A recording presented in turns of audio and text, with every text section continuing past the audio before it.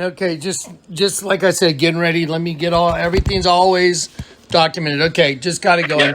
All right, Yeah. so yep, I sent you, I just my name and then the phone number they can contact me on. I have several phones, but I don't want my main phone that I talk, to my kids and all that stuff to get caught up in all this, Okay. stuff because I want to be able to answer my phone with a little more impunity. I got a call this morning from some guy named Mike Guyver. Maybe you've seen him on YouTube. No. That the crazy boy, what's his name? The Gene Rebel channel Yeah. did a video attacking Mike Guyver.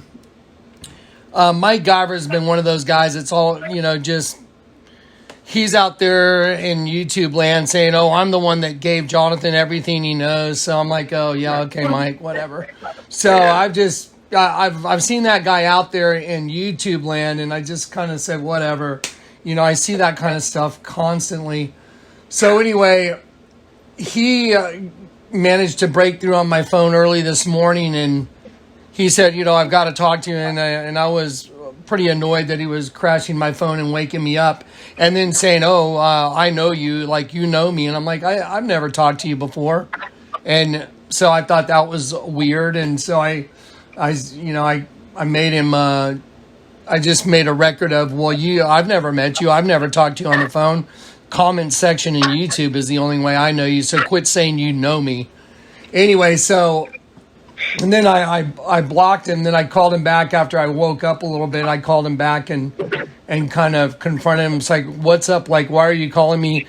All I want to know is, do you know Jeff Peska? Do you know this guy, Gene Rebel?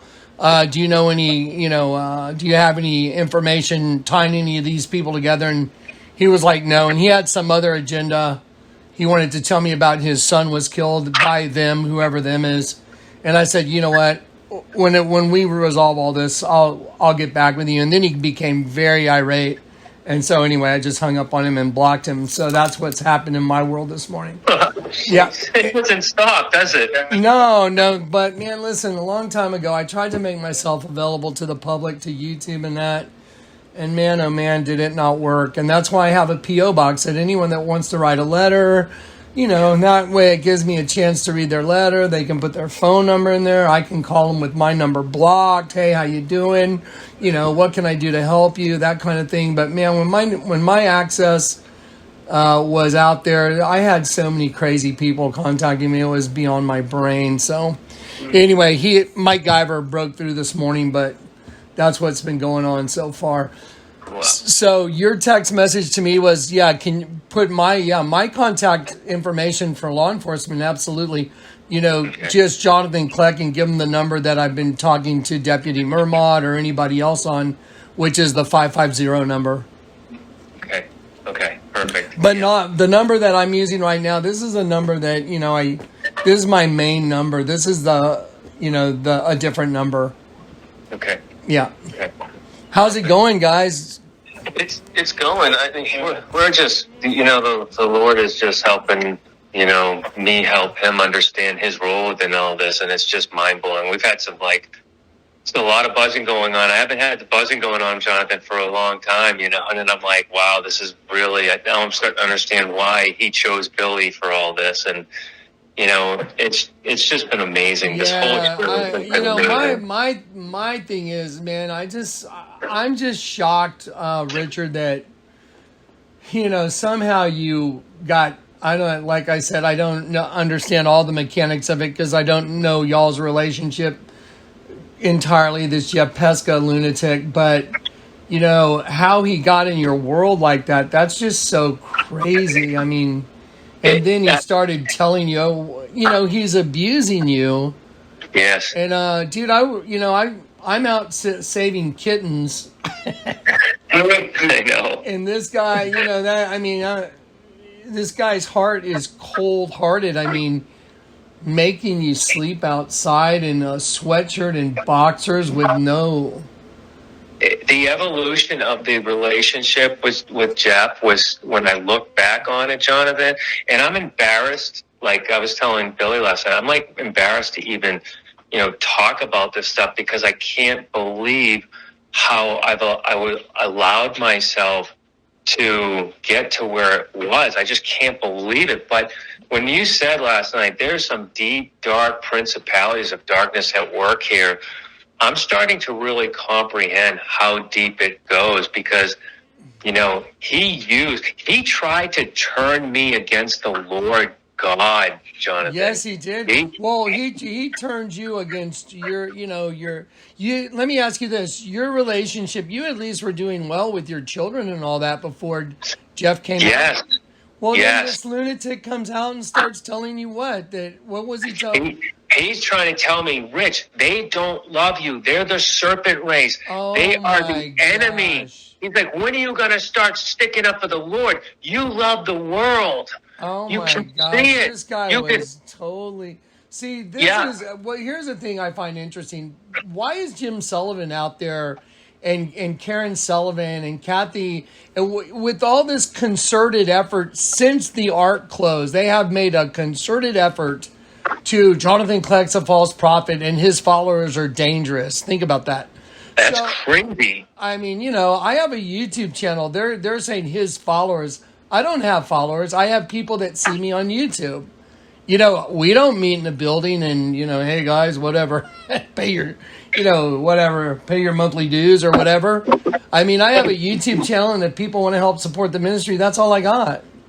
But isn't it fascinating how there's these people that are making this concerted effort to Jonathan Kleck and his teachings, and then Jim and Karen, how they've been threatened, and Chuck, Kathy's husband, saying that Jonathan said that, killing someone that's like a double down isn't like killing a human. What's going on with these people? And that's their MO, because that's how Jeff kind of positioned it. It's like, dude, you're either a sheep or a goat. You're either on the Lord's side or you're the enemy of the Lord. And then he looked at me as the enemy. He tried to convince me. He convinced himself that I was the enemy. He's like, you were part of the insurrection. Okay, so check this out. I got him on. Did y'all hear the tape recording of him when he said, I saw 2X over Richard's door, and he's working for the other team? That's when I knew something was really wrong. I was like, what? Working for the other team? I'm like, wait a minute. Okay, so that's when he showed his hand. I was like, this guy's full of shit. And he convinced himself that I was part of the insurrection in heaven, that I led all the brothers and sisters astray from heaven, and I was, teamed up with Lucifer. He literally, you're the enemy. He's like, now I know what. This guy is just as wicked as it gets, man. So he's being run by obviously some kind of a very nefarious demonic source, and then he's trying to tie me to it. So he's being used by the enemy. I think it's 2 Timothy 2. Those who, are taken captive by Satan at his will. Yeah. He's just being worked himself. Jesus, Father, forgive them, for they know not what they do. The only way that's possible is that they're being run by some other source, and that source that's running them, watch the movie Nefarious if you haven't seen it. So listen to how deep this goes, Jonathan. So the whole time, Jeff was saying, and the Lord was showing me, I'm going through the tribulation, but he was saying, you know how bad it's going to get for you, Rich, during the tribulation? Like, if you're in these internment camps, you're going to get effed in the ass, you're going to get your teeth knocked out, and this is what's in store for you, and you're going to fold. The Lord is telling me you're going to fold like a chair. Now listen to this. So I'm in the Sacramento library charging my phone, and this guy sits next to me, and all of a sudden he starts talking to me about my phone, and then all of a sudden the Lord, conversation came up, and he's like, oh, I would never serve a Lord who would condemn his creation to hell. And I've had so many different experiences, and I started getting confrontational, and I was about to leave, right? And I looked at his hat, and I felt the Lord saying, because it said worth the wait, and I'm like, okay, I basically sat back down, and I'm listening to this guy, and then he says to me, Rich, I've had my teeth knocked out, right? I've been fucked in the butt. What? He said that to you? Yes, and then I knew right then and there he was a demon sent by the enemy. And I was like, no way that they could repeat the same narrative. That's why, listen. Correct. So listen, here's the other same narrative I noticed. So I called right in front of Corey. The Lord told me you need to call and confront Karen Sullivan now, and we have a whole folder proving everything I say right now is true and accurate. And I did and confronted her about why are you speaking contemptuously about me, and so anyway, so after that she did her I'm sorry videos, Johnny, I'm so sorry, and I was praying and I heard the Lord say, don't believe a word of it. It's total crocodile tears. And I didn't want to believe what I was hearing while I was praying. I said, Lord, we're all about forgiveness. We're supposed to forgive others. So, why should I not just forgive Karen and move on? And I heard in my spirit, just like put it on the shelf. And so I was like, okay. So I did. And sure enough, man, I started talking to, Alex and Alyssa. They came forward and told me that Karen and Jim were going out to where Alex worked out there by, the art property. Alex had a job and Karen and Jim would go in there and start slandering me to Alex. And I was like, weird, because the Lord is the one that alerted me to it. And that's when I called and confronted her. No one told me. No one had told me. Then I had a conversation with Eric Harless, and Eric said, oh yeah, we didn't want to tell you, Johnny, we didn't want to upset you before like the night under the stars, but Karen was saying, all this nasty crap about you. I was like, what? I was like, that's so weird. No one said anything to me. And so anyway, it started coming out that Karen was really running her mouth about me in a bad way. And then, I called her up. I called her back and said, what's going on, Karen? This is really crazy. And so she did her apology videos, blah, blah, blah. And then the Lord told me, now you call and confront her that I'm removing all my blessings from her. So here's the point. So to call someone up and say, hey, Karen, I was crying. I was in front of Corey and I was crying. I was like, Lord, I don't want to call Karen and say that to her. Please. I was begging. I was like, Lord, please, don't remove your blessings from Karen. I mean, God have mercy. And so anyway, Corey was sitting right here, and then I called her up and I told her, I was like, this is what the Lord said to me. And I'm just telling you, I'm so sorry. And so I hung up the phone, and that was it. I was just like, okay, whatever. And then those are the same words in all the audio of Jeff Peska when I first talked to Jeff. I think it was our first phone call, how he's like, oh, the Lord removed his blessings, like talking about you. And I'm like, what? And I noticed he said it too many times. Well, just ask the Lord. And let's just say this. The Lord removed Richard's blessings before I ever got there or something. I'm like, why is he using the same language as the Karen Sullivan stuff again? Like, what's the connection with the Sullivans? Why is Jim doing all these channels that, Jonathan collects and Colt? Why has Jim turned himself into, he's some Bible scholar where, before I met the Sullivans, Jim was like, oh, whatever, Jonathan Clark, whatever. He didn't want to hear anything about me. And then I showed up, to Houston because Jack Lamb had called me up and told me there was these two girls that were followers, of the YouTube stuff, and one of them had cancer. And would I pray for her? And that's when I heard the Lord say, I want you to go meet her. And I said, wow, that's weird, Jack. So, while you're telling me this, the Lord's telling me to go meet Karen Sullivan. And so, I go out there, and all I did was go out there, fix up their property, give them money, pay their bills, tell YouTube people, help support them. They had burned through their $3 million inheritance. All we did was go out there and help what their project was called the Ark. It wasn't my project, it was their project. And the first thing I did was I gave them $5,000 to start. And I think, Jim went out and bought a bunch of fencing with it. And I told Corey, I was like, what the hell, dude? I gave this guy $5,000 and he goes and buys all this fencing product. And it was to go around his property out there in the woods. And then it was all just sitting there. And I said, Corey, let's go to Houston. And since he spent all this money on this fencing, let's at least go help put it up for him. So Corey and I went there and worked our asses off. And that's when I was like, okay, this guy thinks that doing something is buying something. And I told that to Corey.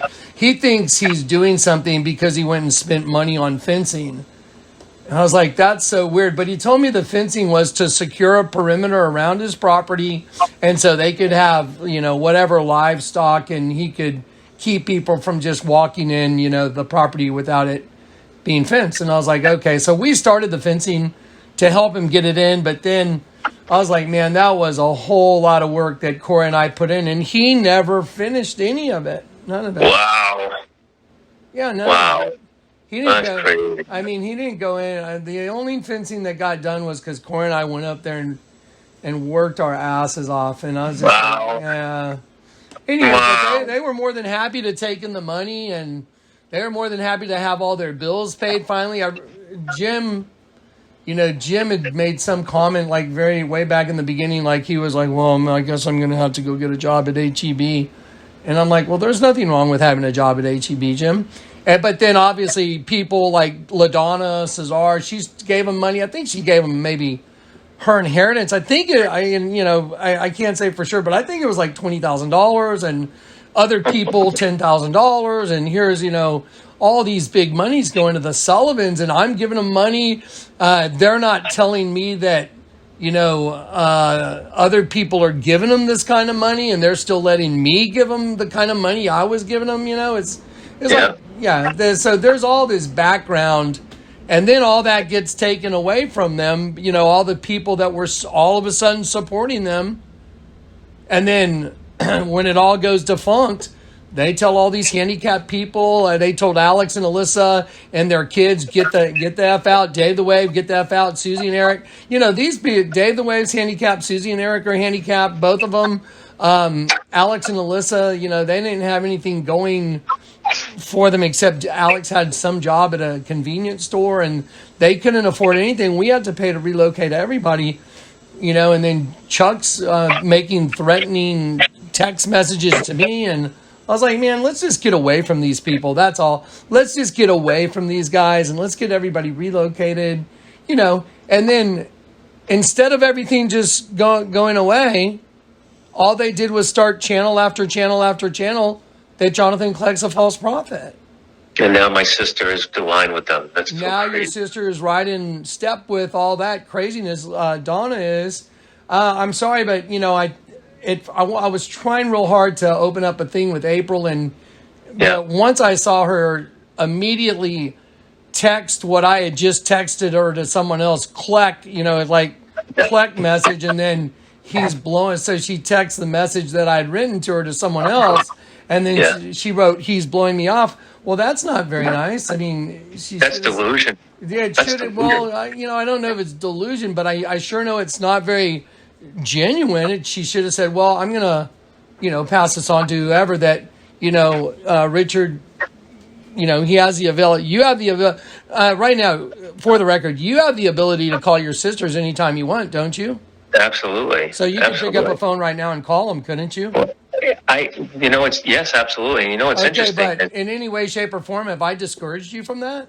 No, absolutely not. Okay, so so why is your sister, Cleck's blowing me off? No, I've passed on all your messages that you told me to, and Richard chooses not to call you because he feels like y'all might try and lock him up. He's obviously terrified because he was kidnapped by a lunatic. He doesn't know what y'all's positions are, so I can understand Richard's trepidation. I mean, I would be a little bit freaked out myself because I've kind of been there. So for the record, when I first received an email from her at my old account that I was able to get access, and she had started the email off saying, I love you. Hey, just want to let you know I filed a missing persons report for you because I'm really concerned for you. And then I saw your video. Then I saw your video, and how I couldn't believe it because all I saw was Helpline RI, and I was like, no, don't be my name. Please don't be my name. Please don't be my name. Richard Mompler. I was like, oh my Lord, this is crazy. I just got thrusted into the limelight of YouTube land. You know what I mean? So April's the one that filed the missing persons report? Correct. And then I reached out to you. I reached out to her after I watched your video, and I said, April, thank you for filing the missing file report.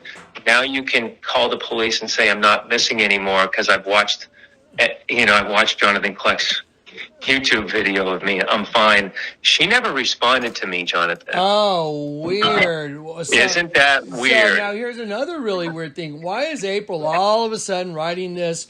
Oh, I have it all recorded with her husband. Her husband's like, well, did you read the letter that April sent you? Like this. Oh, thank you, Jonathan. It's in the folder here. I'm gonna read it to you. So, like I said, everything goes in the folder. Here we go. Hey, Corey. Here, hang on one sec. Here we go. Hang on one sec. Okay, let me get this open. So let's see, April, here we go. Here is the folder, Richard Long Blue. And then there's another thing we met, it said waiting for review. Let's see, where's the waiting for review thing? Let's see.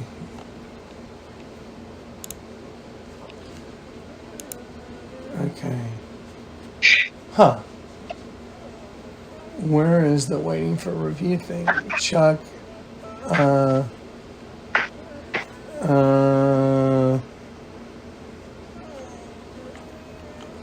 don't see the waiting for review thing in here. That's weird. That was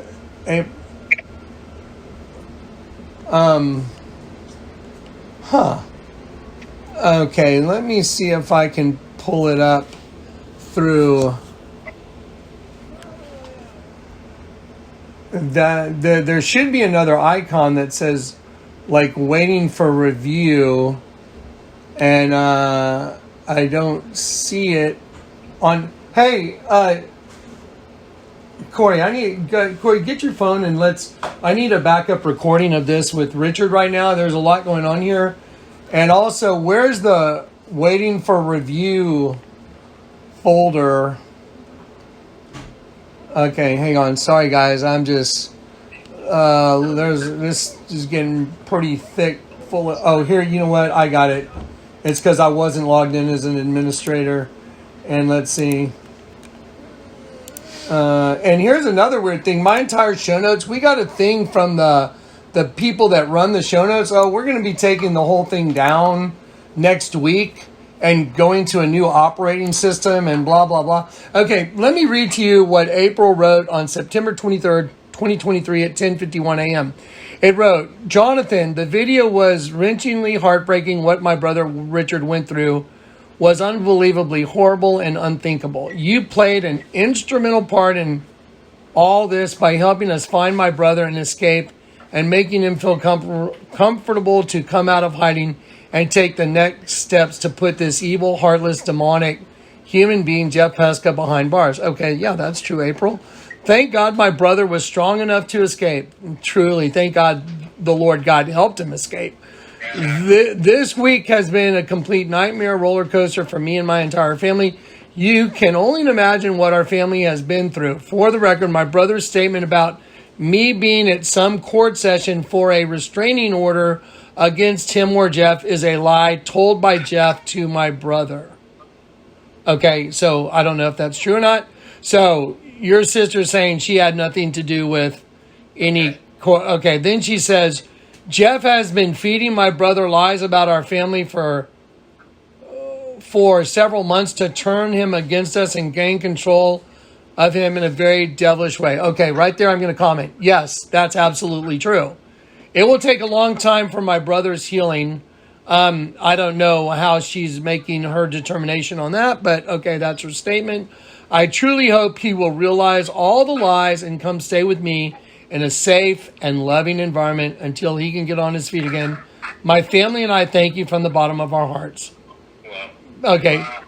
So, all right, but, here's the thing. April, thank you very much. But, April, you were very disingenuous with me on some phone calls now, and I'm like, wait a minute. So, again, I wish you wouldn't, pulled the little stunt right, when I told her, well, Richard's got your number. He can call you. I passed your message along, and then, she turns and says, message from Kleck. He's blowing me off, so whatever. Yeah, and I'm the one trying to orchestrate all this coming into all the light. I want everything in the light. I want all this to come to the knowledge of who these people are, that we're all, there's got to be other people involved in my mind. I mean, I don't see that there's not other people involved. It'd be impossible. It's too interwoven and connected. Well, yeah, the statements that, look at the long-term thing of Jim Sullivan and all this nonsense that Karen and Kathy, they have mirrored channels of Gene Revel stuff. That's all their stuff was, right, Corey? Yeah, they have Gene Revel stuff just mirrored all over their channels. Like, oh, Jonathan, this crazy lunatic. And then Jim has made himself some kind of a Bible guru now. It's like, dude, I've been walking with the Lord since 2002, laying hands on the sick, cast out demons, doing these crazy supernatural works of the Lord.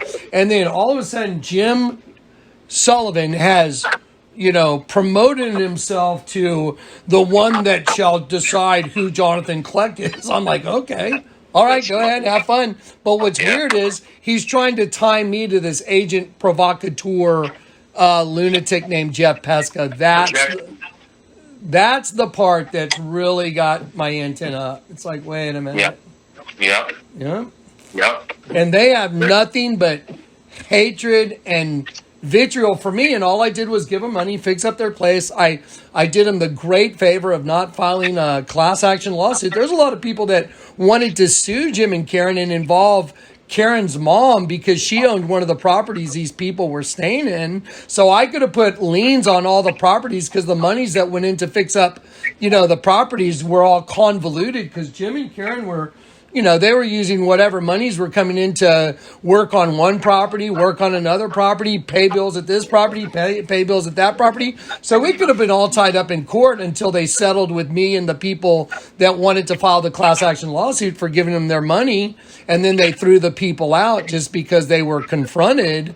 You see what I mean? So then Jim and Karen make their life mission to hate Jonathan Kleck like they were the victims. It's now they're inserting themselves into this whole process where you've done nothing but good to help protect me. Exactly. And so Jim and Karen, talk about someone that should be held accountable for their actions and the hatred that they're spreading. They're saying Jonathan Kleck channel, all he does is spread hatred. That's crazy. They will call good evil and evil good. That's exactly what I was going to say. You talk about calling good evil and evil good. And that's what, and as soon as the Lord took away Karen's blessings, the first thing that happened is they lost their minds. They started doing all this really whacked out stuff. I was like, okay, well, go ahead, have fun. That's exactly right. And that's why, Jonathan, as I was kind of comprehending all this, putting this together, just reliving the whole scenario, like this is a comprehensive attack on you and me. Absolutely. You at the end state to take you down, but me as the pawn to bridge it together by the principalities of darkness. I mean, so that's what I'm saying. Like, that's why I said, watch the movie Nefarious. I was like, God. And then go listen to that Gene Rebel's video he did where he's looking at the moon. And I was like, dude, these people are crazier than, they're just, they're, God have mercy on them, man. They've lost their minds. They're delusional. Yeah. And I'm trying to comprehend everything, and the Lord is slowly showing me, what His plan was. He was trying to literally turn me against the Lord God. He was trying to make me think that the Lord God was orchestrating all this, that this was the wrath of God that was coming. Right, and guess who's in the background trying to say, oh, look, Jonathan sent evil Jeff Peska over there. Jeff is Richard's handler sent by Jonathan. Why would Jim be saying that? I know. How does he know that? I mean, what do you know what I mean? It's like, that's very strange. Spirit. But yeah, it's a spirit, exactly. So Donna is on board with Jim and Karen. So your sister wrote a comment like, I have firsthand knowledge, Jonathan. It's like, what knowledge do you have? Because I didn't have any knowledge. It's like, what? I mean, I don't know anything about anything until a few days ago. It's unbelievable. But she's being fed by Jim and Karen. Oh, here, Corey's here too. So listen, So your sister had said something about, yeah, I think April said something about that Corey and Zach had made these threatening comments. Is that right? Something like that. Some derogatory statement about Corey and Zach out there, like stoking the fire of hatred. And I'm like, well, I would very much like to see those comments because I want to see if they're referring to the comments in Jim's video where, allegedly these people are trying to, threaten Jim and Karen. But who made those comments on, I showed you guys in that video where I went to Jim's Brighteon channel and said, well, who are these people, Chuck? You're law enforcement. Shouldn't you be bird dogging who the hell these guys are? But their channels are shut down, right? Yeah, it's fascinating. One says Mike 99 or Mike Sucks 99 is is when you click on that Francois Voltaire or whatever his name is, you click on him and it goes to Mike Sucks 99. It's kind of weird. I got a call from some guy named Mike MacGyver this morning trying to wheedle his way in. And when I called him back finally in front of Corey and started squeezing the sponge a little bit, he started yelling and trying to overtalk me. Yeah. Oh yeah. I recorded it. I record everything now. Wow. Yeah. Wow. They're losing, Jonathan. They're desperate and they're losing. And they're going to keep piling on every opportunity. Yeah. So here's the thing. I don't want to post, and by the way, I know that law enforcement's going to hear all this. That's fine. But I don't want to post this until you've had an opportunity to get your stuff in the door of some police departments, Yep. Yeah, I mean, you could go walk it in one door to a police department, drop it down, go to another one, drop it down, go to different police departments with the same, package if you want. I don't know. But, pray about it, but make sure that you send whatever you drop off to other people and not just me, other people. Yes. You know what I mean? So there's but return receipt requested so no one can say they didn't get it. Okay. Yep. Yeah. It's interesting. I'm thinking about Jeff's character and all the conversations we've had, Jonathan, and, bringing in that he had twin biracial female twins. Isn't that the crazy? and he slept, he was homeless down in Tijuana. He was telling me how he shacked up with this transgender guy that he was staying on their couch, and then throughout his life he was in the club scene and he was always working in these transgender bars. And I'm my gosh, dude. Richard, I mean, have you recorded all this on, have y'all sat down with a tape recording and just started recording all this stuff? No, but I woke up this morning and it was put on me to include this as part of the testimony to the police because it all fits with the trucking, slave trafficking and conversations that we had on the way out here, and then him trying to drop me off at a rest area to put me into that world. It's all coming together now. It's all like I'm starting to see it. I'm taking a step back and just reliving it as I'm because he got in there and he was dominating you. I mean, he's a pretty solid looking guy. I got to see a picture of him just a little while ago from Coming to the Night Under the Stars, and he's a pretty stout guy. So it's interesting because I was 205 pounds, a hockey player in shape, and then by the time he did this, I was 165, Jonathan. That's freaking crazy, dude. And he was eating like a champ, and I'm just, sorry. I'm sorry the way you said that. He was eating like a champ, and he's out there throwing you a bone. Yeah, and he gained like 25 pounds, and what he says to me, he goes, now I know why the Lord was having me eat so much so that I can just manhandle you or something like that. Oh, my God. And here I am, a desperately frail, Yeah, well, one of your sisters, I forget who admitted, obviously it had to be April because I haven't talked to Donna. She's mysteriously totally clammed up. She doesn't want to tell us who left those comments. I said, April, please tell Donna I would like to see those comments that Corey and Zach made. Oh, no, cricket. She's not going to give those to you until, whatever, something is resolved. So, I don't trust any of them as far as I can throw them. I just don't. Yeah. They're not being genuine. So, Yeah. Anyway, so yeah. So listen, all the stuff you told me right now, listen, it's real easy to sit down with a tape recorder and just talk about all this stuff. But You know what we should do? what's that? You should interview me, and I should tell you the whole story, and we should document it. Yeah, for sure. From beginning to end. I just had a text from KJ, and KJ's really good at putting things together, man. I might say, KJ, would you be willing to do like a 3-way call with me and Richard and like you be like an interviewer and just kind of let's see where we can like get all this stuff laid out. I'll tell you what. Let me see what KJ just texted me. Let me see what he's. Hey, Jonathan. Hope you're well. Wow, what a caper you found yourself in. I was once a private detective and bounty hunter. Here's a few resources that might help you. Oh, wow. Okay, so if I can help in any way, please let me know. So there's KJ. KJ's very, very kind-hearted individual. He's got a very soft heart. So I'd like to, pray about that and see if that's something maybe we can do. But let me ask you this. How are you doing right now on getting a statement prepared?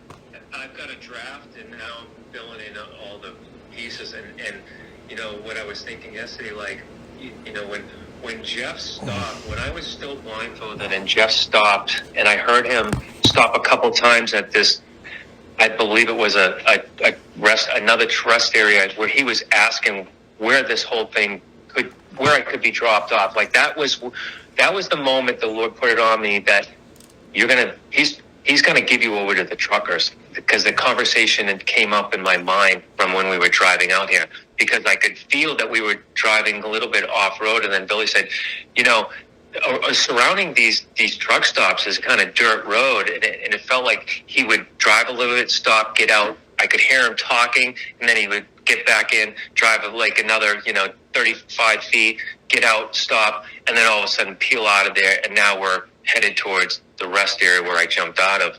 And I'm like, wow. Yeah, dude, I'm like, wow, so I was thinking last night, I know, because I know where we were going, because I could smell the fermentation of the grapes that I had driven down Route 5 before during in the Valley of Sacramento. So I knew what direction I was going. And then at the rest area where I got dropped off, I made sure that I knew which rest area it was, so I could take Google Maps and almost plot it out where we stopped the first time. Oh, and then wow. Yeah, so I'm thinking like that comprehensive to really, and then they could verify this by looking at his phone and the GPS of where he was. Yes. You know what I mean? So in investigative reporting, if they really did their job, they could trace exactly where I showed them. Right. Wow. Corey is over here saying he's got kind of a weird question, but he thinks it's pertinent. So go ahead, Corey. Yeah. So hey, Corey. Hey, I noticed that you referenced Jeff by calling him Jeff. My question is, because Jeff sent over an audio with threats, and these people who recorded in the audio are calling him Jeffrey. So Jeffrey is his name. I know that's his name, but did you ever hear him converse with anybody in your hemisphere that called him Jeffrey? No. Yeah, because what about your sister? Didn't she say Jeffrey? Well, he's trying to say that Donna or one of his sisters was threatening. I'm buzzing right now. In the recording, hey, hang on, guys, hang on. Both of in one of the recordings, hang on, Richard. Are calling him Jeffrey. Okay, so there's a link in the folder that says threatening phone calls. Here, let's just pull it up. Let's just do it. Corey's recording. I'm recording. Corey's recording came in a little late because he was outside, but this is all being documented. So now watch this. I'm going to play these recordings, threatening recordings. Let's see. Here we go. Let's see. Johnny Rickard chat phone call with El Dorado phone call. Okay, at the very top. Help me okay. Audio threats. Right? Audio threats from an unknown number. Now, this is provided by Jeff Peska, so Everything provided by him, I'm looking at, he's doing it for a reason. So why is he giving me Jonathan, you got to hear these recordings, these threats. He sent us some journal that, I had posted in the show note links, but it had your sister's, April's personal information in it. So I took it down until I had a chance to go through the personal journal. But I don't know what the personal journal really is because I haven't even really looked at it. But here's the audio threats from unknown number. I'm going to turn this way up. Here we go. Oh, hang on one sec. I think, yep, sorry, I got the audio source. My phone. Okay, hang on one sec. Jeffrey, in 24 hours to cut bait, or I'm coming to fucking get you. You have no idea what's coming. Please, don't say no and stay so I can do what I need to do. You fucking piece of shit. Did you hear that? Yeah, and so yeah, and so I was there when that call came in. Okay. And it was Jeff recognized the number. He goes, "Oh, that's probably the police or some undisclosed." He's like, "I never answer those phones." And we listened to that, and I was in awe. I was like, "No way," because my sister had made that threat to him via email or via voicemail, right? And so I was like, "Wow!" And he acted like not surprised.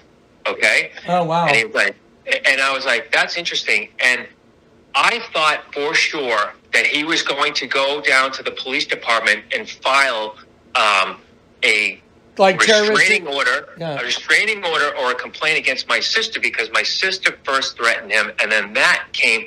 He never did anything with that.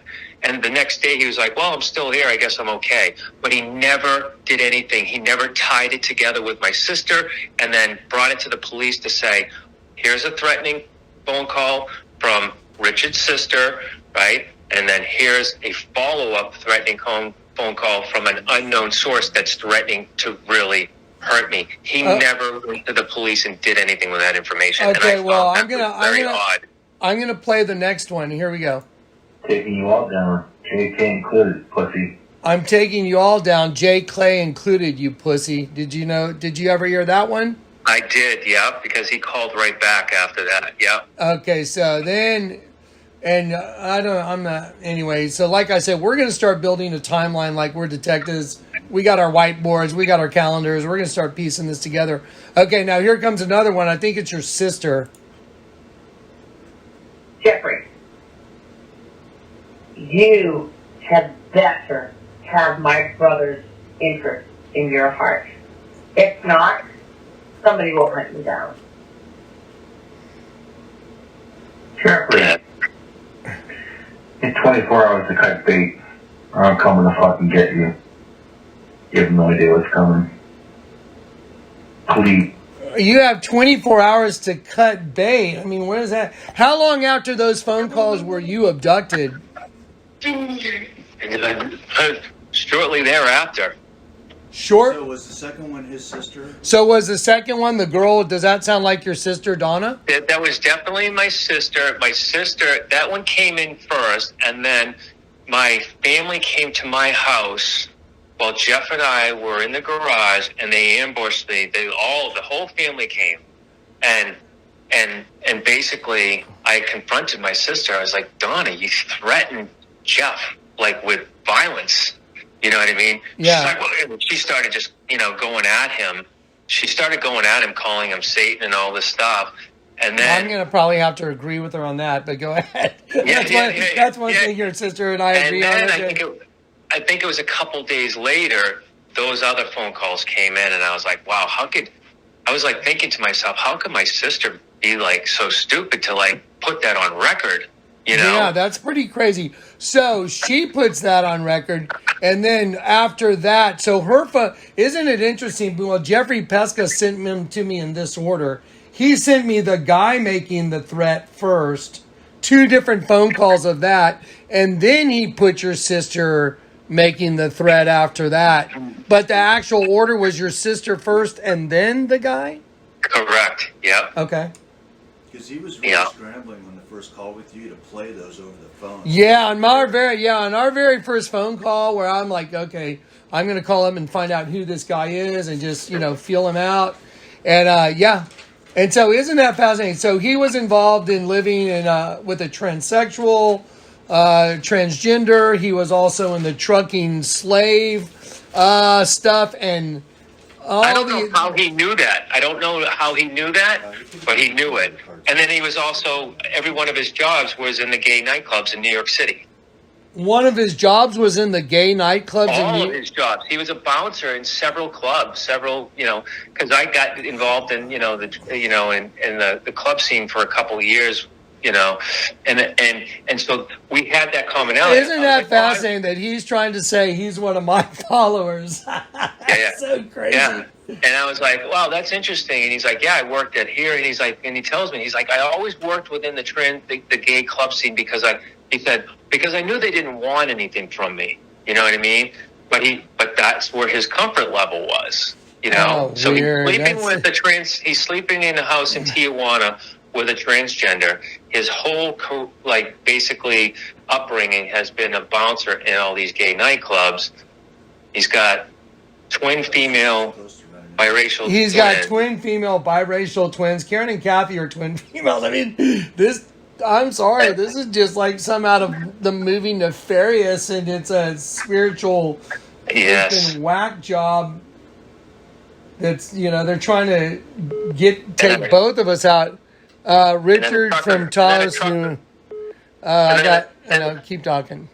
Yeah, no, and then your truck gets broken into, and outside your truck is a white truck. Yeah, isn't that weird? So, like I said, I think like when I had the Night Under the Stars, the first time I had all the stickers on my car was for Grand Junction, because we didn't want people going past, certain areas, because there's going to be skydiving stuff, and we weren't sure about how to crowd control.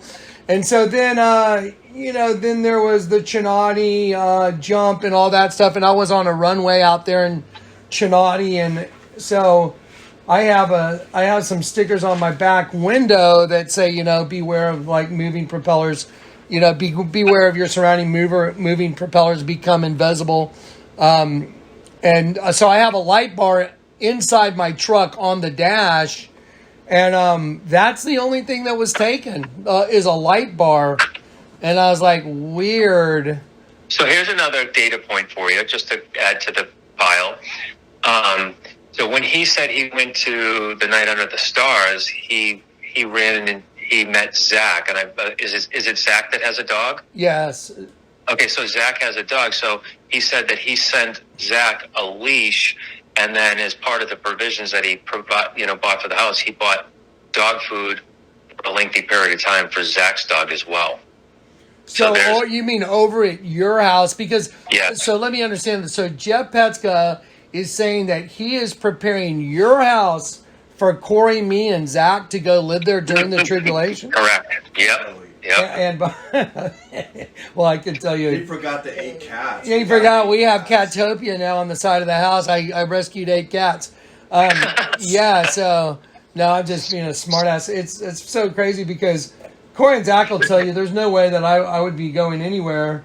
No. I've had a lot of death threats, guys. Plenty. So I stay around my place, where I stay around my own hood, you know what I mean? Yeah. I wouldn't go put myself out in a place that I don't know anybody or anything. That would just be really unwise. And, first of all, I wouldn't do it no matter what, because this is where the Lord has me. I'm in a house that's got the 3 head symbols on it, which I thought was one of the most amazing parts of getting this house. Right. I tried, I said I didn't really want it, but then it was given to me and I fixed it up, so I'm not moving. So anyway, okay, well, wow, my brain. Can I ask a question about Corey's question? Okay, yeah, go ahead. So Corey was asking about the Jeff and Jeffrey. Is it my understanding that he's trying to see, we call people Jeffrey when they're little kids. So if you know this person for a longer time, you may refer to him as Jeffrey more than Jeff. Same with my name and others, Johnny and John. So Is that where he was leading to try to figure out how long these people have been in his life? So, Hang on. Let him finish, and then when he stops, okay. Yeah. So anyway, okay, Corey. Now, because Rich, I asked that question because Rich has had this relationship with Jeff for minimum 6 months. It sounds like, starting back in emails, correct? Yep, that's correct. So, was there any point in time in your communication with him that he said, I'd like to be called Jeff rather than Jeffrey, or you just always called him Jeff? I always called him Jeff, but when it came to the formality of the documents of, the transition of funds, it was Jeffrey. It was the formal name. so let's talk about transition of funds real quick. I'm interested in that. So he showed up. You went and got him from New York, basically. You drove him. Do you think he could have drugged you once you started driving? Because nope. So you were in your same state of mind? Same state of mind, yeah. Okay, but he drove back most of the way. Does that sound right? That's correct, yeah. Okay, so he gets you back out to California. He starts, what? How does it all, he starts telling you, Jonathan should be the guy to get the, what? He's out there to prepare the house. He thinks he's out there. What he told me, he's like, I'm out here to help prepare the house for you to get through this tribulation period. And that slowly evolved to the enemy, and actually he's there to take back all the Lord's money, all the blessings from the Lord, and prepare the house for you guys. That's the transition. Some kind of serious. Yeah, and it was such a gradual transition because it went from, I felt like the Lord had taken away my salvation because I told you my energy had changed, right? And then, well, I'm sure with the guy that said, I'm sorry, I cracked up, but your energy had changed. You went and picked up this lunatic that's been living as a bouncer and living in, transgender houses. And, I'm sorry, I have nothing against you if you're transgender. However, the Bible is pretty clear about, the whole homosexuality route and that what it is. And so, this guy comes into your world and starts spoon feeding you, his spiritual nonsense, getting you to believe it. Again, the part I find mind-boggling that there's Jim Sullivans out there and there's comments being made that are lending to the same narrative. You know what I mean? I do, but there is an element of the Lord had taken away my spiritual blessing that I had received from him, and I knew that for a fact. And you heard the word restoration from him, and I believe that this is all part of an integrated restoration. I'm sure this is part of a total restoration and getting set free. I mean, you did get set free, didn't you? Yes. Praise God, man. Otherwise, can you imagine what would have been happening right now had he gotten to his destination? You may have been dead. All of a sudden, there's a light bar sitting on top of some car. Oh, this belongs to Jonathan Clark. I mean, you know what I mean? There's too many whacked out coincidences going on here. So, like I said, let's go back to he shows up. He starts boiling the frog slowly, meaning you, and he starts turning up the heat. First of all, you said he was starting to get the place ready, for the tribulation or something for everybody. Yeah. And then slowly after that, and then he found out because I have a recording of Jeff saying, well, then I found out who Richard really was. And I'm like, what the hell? The hell is he talking about? So I had to put it went from like him, saying that, hey, you're going to have to go through this, and, we're going to get the house ready for you, and, we're going to stock up and buy provisions, to, the Lord wants you homeless. He wants you to experience, the opposite of the gluttonous lifestyle that you're living. So we're going to prepare you. Like, I'm going to share with you my experience of when I was kicked out of my apartment and I was on the street for 31 weeks, and you're going to, you got to prepare yourself, because if you don't prepare yourself, you're not going to make it rich. And I'm like, and I felt like that's where, the Lord was leading me, because I was ready to do whatever. I was ready to give all my money away and just go through a walk of faith with the Lord and say, Lord, renew my heart, renew everything. I'm ready for you. I'm ready to give you my heart wholeheartedly. I know I've made some mistakes. I know I disappointed you. I know Wow. wasn't the watchman that you wanted me to be. I know there's blood in my hand. And so I was ready to do anything, Jonathan. So I was ready to literally just turn it over, everything, and walk Isn't out the that door. fascinating? And you know what's interesting to me is it looks like you did do that, and it looks like the Lord showed you, you know what? Through the most bizarre set of circumstances. Yeah. I mean, in a way that you could never imagine it happening. But it looks like that's exactly what happened, because I was willing to walk away from the arguably tens of millions of dollars that my trademark had made Bash and Loam, and I was willing to walk away from all that to know the truth that the Lord had provided to me, and started letting me decrypt hieroglyphs and, show everybody the virgins of dead sheep and all that good stuff. And I was seeking out those answers with my whole heart. And it looks like you were willing to walk away from it too. And this lunatic, though, this guy was, some kind of a catalyst, I guess is a good word. And actually, it happened.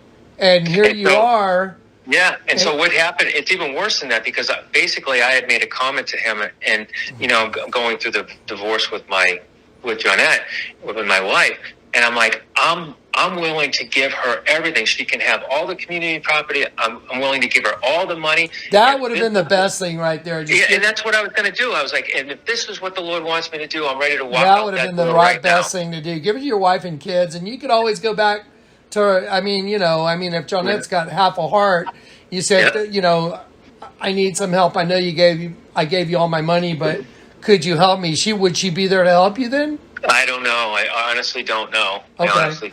Well, that's an honest But then answer. he turned it around and he's like, when are you going to understand that your family doesn't love you?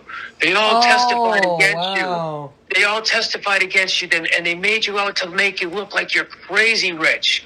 Do you understand this? He's like, they're the serpent race. When are you going to start defending the Lord's money and what the Lord wants you to do? That's this guy, and I still can't get over that there's channels out there like Gene Revel and Jim Sullivan, and this is the same kind of narrative that they're pushing. It's so crazy.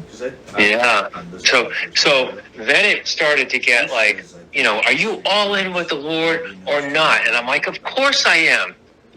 Then you need to start doing this and doing it the way the Lord is telling you to do it. And he's trying to tell you that the Lord's the one giving him all his instructions. Correct. Yeah. Now, I can tell you the Lord's not giving him the instructions. Satan is giving him. Because look, the Bible says you'll know them by their fruits. Anyone that puts someone outside in their underwear and their hoodie when it's cold and says, oh yeah, you can't wrap yourself in cardboard, that person's a lunatic. Yeah. I mean, he won't give you a blanket. He's cutting down your food intake. He's manhandling you. I mean, there's nothing Christ-like in any of that. No. I mean, it's nuts. And then it got to the point where I was like, I'm done. I'm better on the street by myself. I can get more food by myself. I can get more clothing by myself. I'm like, I'm done. He's like, you're damn right you're done. Lord's telling me you're out tonight. And that's when things go violent. So that's how that's very interesting. So, because he realized you weren't going to take his crap anymore. Yeah. And then it's like, okay, it's time to get rid of Rich, I guess. Yes. So he was trying to wither me down to nothing, Jonathan, so that he could manhandle me. Okay, and like I said before, I was a pretty tough kid, and I felt like this guy was going to pummel me. He was 225 by the time this all happened. I'm like, I can't. I'm like, I'm not 165 pounds. I can't. I'll get killed. I know. Corey was talking about that. We were like, because man, we can't stand bullies, man. I can't freaking stand a bully. I had to deal with that's part of my psyche. I grew up learning martial arts because I was getting bullied, and man, I can't stand bullies. Maybe that's why the Lord has me doing what I do, because the biggest bully out there is Satan, and I just can't stand that stuff. So Corey was, talking about, this guy Jeff obviously had to be able to manhandle Richard to, get you duct taped or whatever he did and throwing you in the truck. Because man, I wouldn't, if it was me, I wouldn't be going, easily with someone that was trying to do that to me, I'd be like, this is where the fight is, right here, right now. So Yeah. he must have had a solid advantage over you to be able to do that. Oh yeah, he did, and I knew it. Like I'm like I could probably hit him 20 times, but I have no power behind my punches, and it's just. I gotcha. You know what I mean? I do know. Yeah. Okay. Well, how about this? How about you get your stuff, man. We need to get your stuff into a police department, several police departments, even. You can go drop it off at one, then go to another one. You know what I mean? And just do whatever you want to do. But you, Richard Mont Blue, you make your decisions on how to do it, where to send it. But you feel like you're in a good, stable place, stable state of mind. You sound good to me. Oh, I'm doing great. The Lord has been working miracles through me and Billy here. It's really just Billy. Everything's real good with you guys. Oh, it's the most beautiful thing I've ever experienced, brother. Praise God, man. Well, all glory to God that, man, he made this come to a safe resolution. Now, while you're on the phone, Rich, I want to speak to your parents. I want to speak to all your family members right now. I hope everybody that hears this recording, whether or not it's Donna, whether I know everyone's going to hear this, Jim Sullivan, all you people over there, we'd just like to know what's going on. But as far as family members, your mom and dad, praise God, Richard's safe. Yes, sir. The good news is he's safe. But this Jeff Peska guy, y'all have heard everything I've heard now. So let's do everything we can do to find out. Allegedly, Jeff took some stuff out of Richard's house last night, I think it was. He was seen leaving with a bag, maybe in a suitcase, and he returned without that stuff. So he may be ditching any potential evidence that you would have against him. But I just want the family members to know I'm over here with a bunch of other people out in YouTube land trying our hardest to help Richard Mont Blue get out of this horrific situation that he was put in and bring him to a place where, he can just be comfortable and safe. That's all we want. Richard, God bless you, Jonathan, and Corey, and Zach for everything that you have done for me. Well, also, And God not bless Billy just as well. it's not just us; it's the YouTube community that's rallied and that's been sending us emails and that's been willing to go out there and kind of do some detective work and help bring this stuff in. But there's more detective work to do. We need to bring in the rest. What's going on with some of these relationships, and I'd like to know what they are. Yes. Yep. The YouTube audience has chipped in a loving, kind way, unlike other people. Yeah, requesting people to chip in.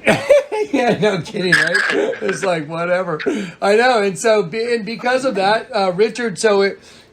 I just want to make a record. We're making sure that you have what you need. Is there anything you need? I don't need anything, guys. You guys have provided all the support that I need right now. You guys have been very generous, and the Lord has been very generous. So I'm like, the Lord showed me, Rich, all you need is love right now. Well, we love you, and we're here to help, and we are very sorry that you went through such a thing. But, man, this, like I said, this could be what a fascinating way to show people, like, guys, you can't just open your door to someone that says, oh, the Lord said this, or you got to vet them. Go look at, go look at who they are. Go look at what they do. Go look at their track record. Like Gene Rebel says, he works for God. Go look at that. Jim and Kathy and Karen say they're the ones speaking for God. I mean, they're saying Jonathan Kleck's a false prophet and all that. Well, who told you I was a false prophet? I did lay hands on Karen Sullivan. She got well very quickly. I have laid hands on a bunch of other people that are well from incurable diseases. The Bible says these signs will accompany those that believe on my name. They'll lay hands on the sick and they'll recover. Okay, I've got a track record of that. I've got a track record of providing stuff like the Vatican's a snake, and I've gone up against this formidable enemy at my own, even at the cost of my own life. I'm willing to do it. So you got to look at the track record. What are they doing? Gene Rebel, all he does is slander. Karen and Kathy and Chuck, all they do is slander and libel, make videos about how they've been injured by the cult leader, which is the weirdest thing in the world. I wasn't living out there in Beach City or out there at the Ark. That was Jim and Karen starting something so they could get money to pay bills. Yeah, it's all fascinating. You just got to look at who's getting what. All I'm doing is giving money away to people.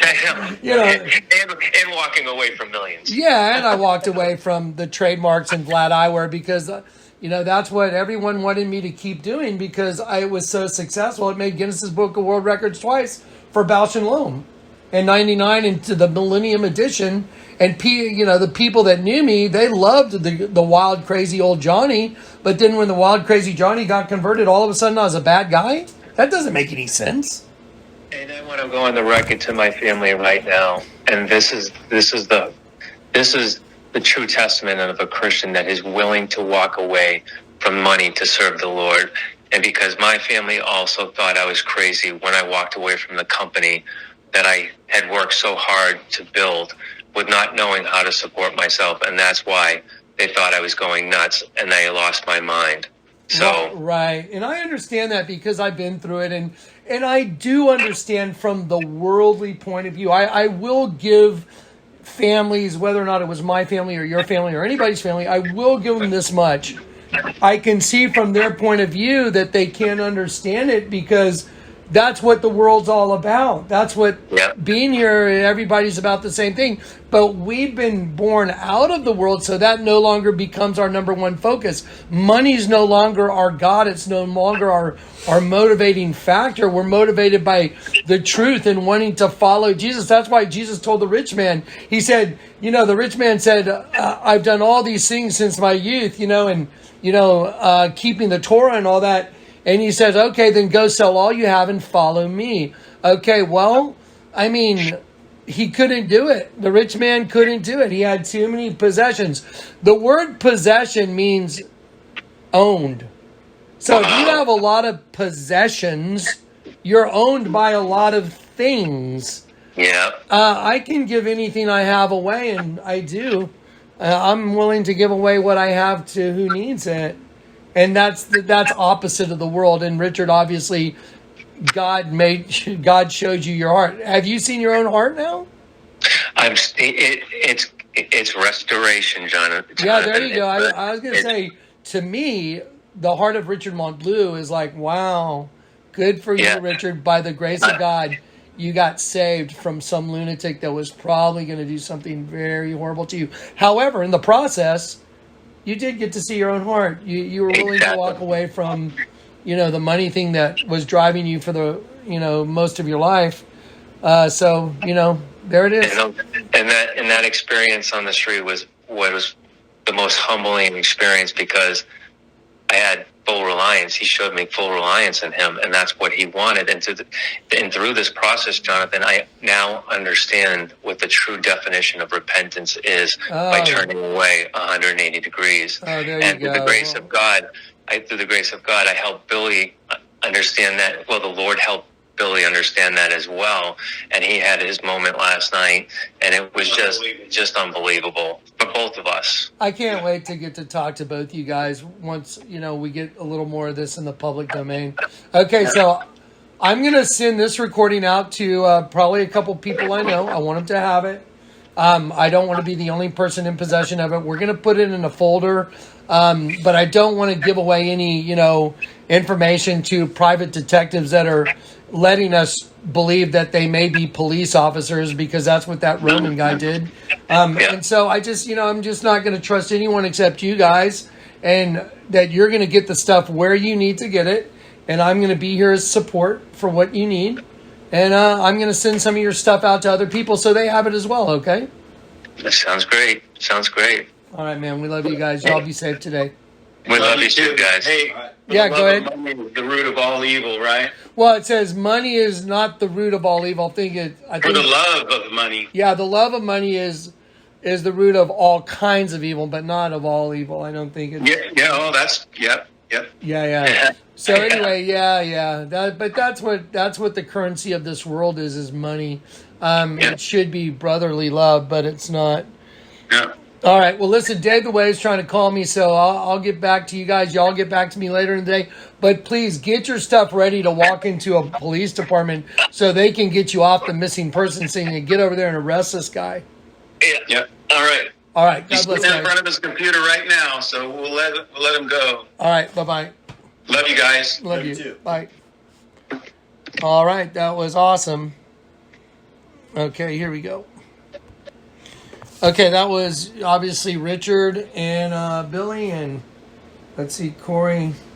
Here's your phone. Is that still recording? Okay, good. Okay, we're recording everything. Everybody knows we're recording everything we can. May have been one or two little phone calls from other people not on the peripheral that may have gotten missed because we didn't have a recorder available. But anyway, here we go. Recording 155.